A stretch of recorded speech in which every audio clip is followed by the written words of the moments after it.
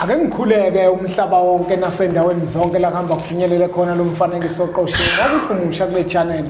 Ibizo lami ngumlekeleli umfokambanjwa uKhathini uMagutshwa. Ngihamba nensizwa la uSimo Sezulu. Simo Sezulu mkhulu. Asikubingelele sikwamukele kwi channel ethu enkulu Impunga yeSintu TV. Siyabonga mkhulu, siyaphila kakhulu. Simo Sezulu ngiyafisa mnewethu ukuthi ubathatha ababukeli ubabeke ukuthi masikhuluma ngosimo Sezulu sikhuluma ngobani obasiza kanjani abantu. Yebo. Mkhulu Simo Sezulu umelaphi ulapha ngokuthandaza. Alapha ngamakhambi. Ilesi siphiwo anaso nangamanzi futhi siyaya olwandle siya emfuleni siyaya eBhophomeni siyawathanda kakhulu amanzi. Siyalalela ukuthi ke umuntu asiyogxila naye kuphi kodwa amanzi futhi abalulekile kakhulu kubantu ekwelapheni. Ilokho mkhulu. Simo Sezulu mnewethu kunomuntu esebethwale ngaye ephila.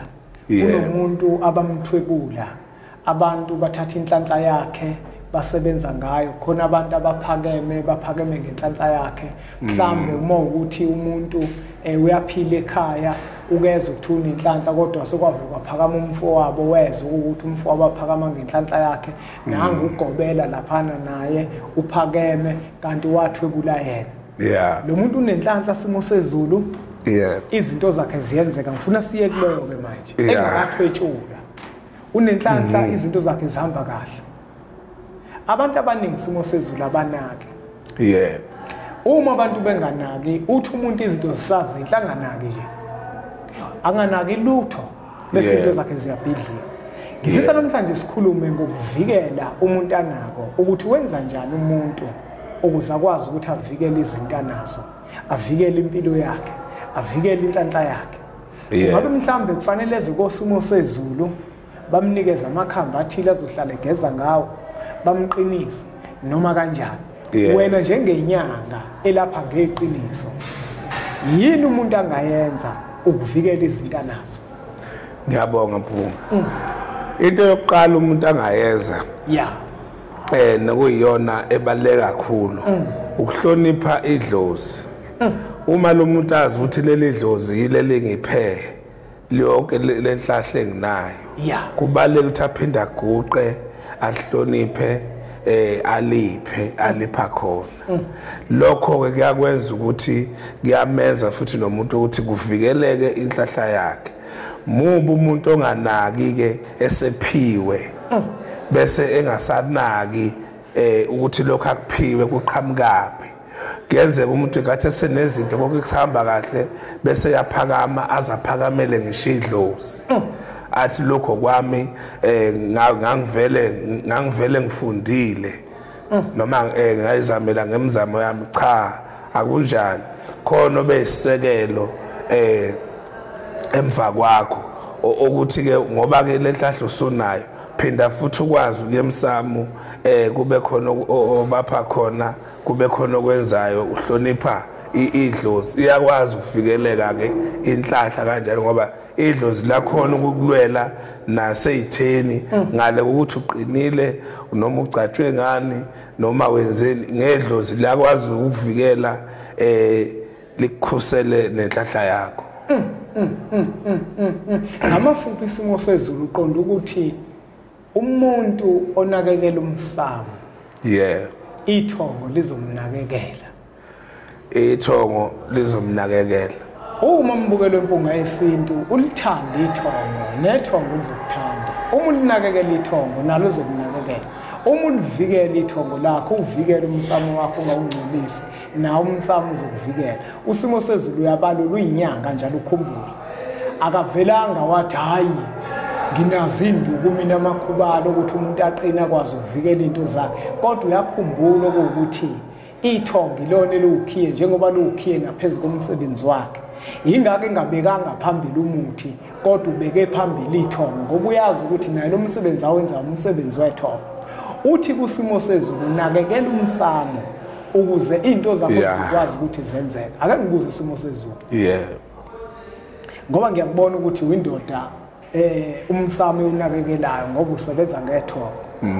uma mhlambe unikeza umuntu umuthi uyamlulekani ukuthi mhlambe afika ubike ake sithi mhlambe unikeza umuntu wasithi mhlambe umuntu uzoqina uvele uma umnika izinto zokuqina ezizongena egazini ngabe mhlambe ikhona nemigudu umuntu ekufuneka ayilandele noma uvele ufika umgcabe nje kubalulekile ukuthi sorry bro kubalulekile ukuthi njengami nje ngiyakwenza ukuthi sixoxe naye lo muntu angamane egazini ngifaka into angayazi nokumnika umuthi ongawazi kwesinye isikhathi nje ikhona imithi singabe lapho ukuthi sinika abantu ukuthi lo muthi akufanele ungene ekhaya ma lo muthi othile ungangena ekhaya kungashona ubaba wala ekhaya lo muthi othile mangangena ekhaya ukuduma kwezulu ngalimaza leli khaya manje ke yonke into ekhaya nje siyayiqaphela ukuthi lento esikunika yona lo muthi esikunika wona ubikwe mawufika naku umuthi ngiphuma nawo kwaSimo Sezulu ungokuthi nina boba Simo Sezulu ngibuzwa kahle mina wethu kunomuntu kodwa la ozofisa yena ukuthi ithongo lakhe alilekelele uyalinakekela kodwa ngesiphiko ukuthi kuhle nakulilekelela ithongo ufisa lo muntu ukuqina kungabe mhlambe umuntu umuzomqinisa uqale ubukeni kuqala ukuthi lo muntu uyadingana ukuqiniswa noma angimqinise njengoba ecela njengoba efisa siyabuka kuqala mfoka mbanje ukuthi ngoba nezinto zokuqina zihlukene ukuthi ikuphi lokhu ongahambelana nobudlozi bakhe ngoba ekakhulu abanye uthothi lo muntu umbethwe idlozi elizwana nemithi emhlophe noma namanzi uthola ukuthi manje masofaka noma imuphi umuthi egazini sesiyakhinyabeza useyangcola ngendlela ukuthi ithonga lakhe lingaze limdube abe njengomuntu osenethunzi ngenxa yokufaka lo muthi esufakile egazini manje ufuna sihlole ithonga lakhe silazi ukuthi lindloboni ngoba abantu bahlukene mbalo akusho manginento yokuqina la isingeyo wonke umuntu cha angibuki ukuthi kuyavumeka yini ukuthi siufake lo muthi kumuntu iyona ndlela angaqina ngayo noma singawufaka egazini asimenzele incwebo azoyifaka okhalweni ngokuhlola kuqala isimo sakho ukuthi yena maqondana naye kuhamba kanjani yebo ngokuhlola isimo sakho baningi manje abantu abahluphekayo kube sengathi baloyo kanti izinto ezivuka egazini seyivuka ngenye indlela uthothi umunye wagcatshwa ngezizwe waqinisa ngezizwe izizwe sezimfuna utshwala zimfuna inyama zimfuna abafazi babantu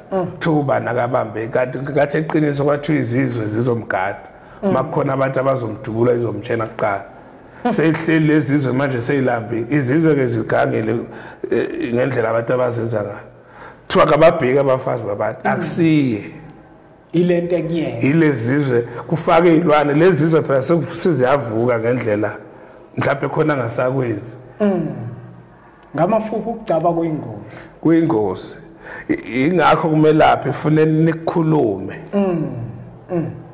ifuneni nikukhulume nakuze ezempilo thola nje ukuthi ngoba umuntu uthi uyamgcaba ngathi unoshukela ungaze ufele umuntu esikolweni kuhle ukukhuluma kuqala umuzi umuntu okuwukuthi lento zoyenza kuyena iyahambisana yini naye nivumelana izinto ezisetshenziswa abantu mabegcaba azifani nakuba singasho njalo umbukelo ukuthi bonke abantu bazokucabanga ngezizwe ngifuna isithathe kanjalo kodwa la siyaveza ukuthi kunobungozi ngoba into ifakwe egazini uyazi uzofaka isipoki sasiyavuka thothi lo muntu unesilwane kanti wagcatshwa ngezizwe vele unaso madoda Simo Sezulu asingawageqa amagula mbukelo wempunga yesintu uma kuukuthi kukhona ofuna ukukulandelela kuSimo Sezulu nofisa ukuthi akuhlaziyele kona akulekelele kuko le nombolo lokuzibona zivela escreenini ezakho isimo sezulu asibakhumbuza abantu ukuthi isimo sezulu utholakala kuphi.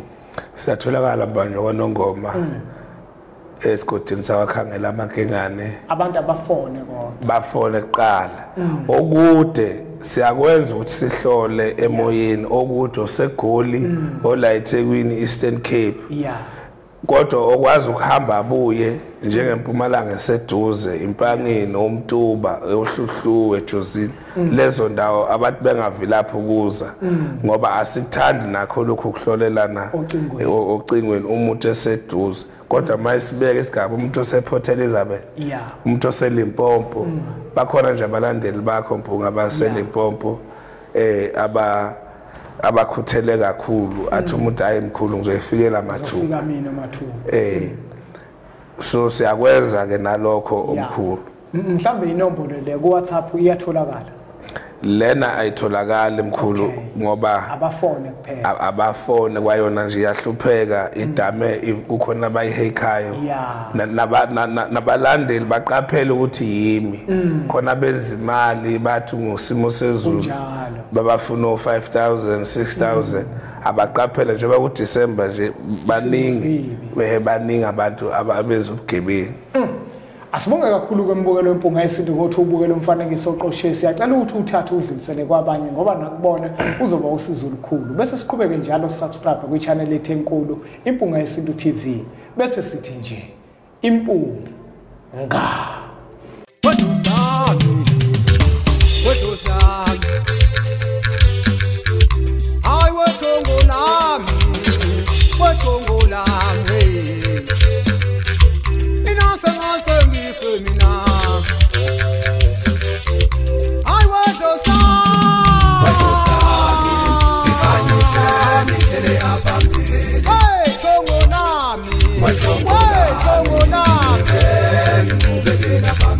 Inasa ngasengife